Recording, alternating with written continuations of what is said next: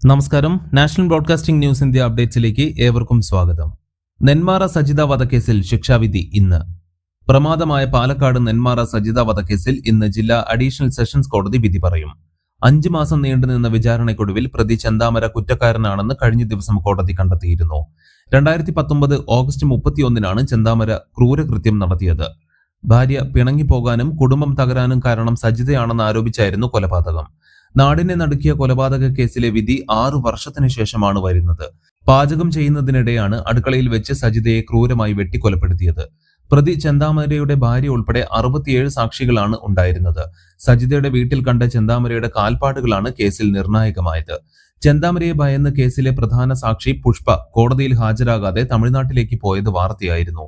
ജനുവരിയിൽ സജിത കൊലക്കേസിൽ ജാമ്യത്തിലിറങ്ങിയ ചെന്താമര സജിതയുടെ ഭർത്താവ് സുധാകരൻ, ഭർത്തൃമാതാവ് ലക്ഷ്മി എന്നിവരെയും കൊലപ്പെടുത്തിയിരുന്നു.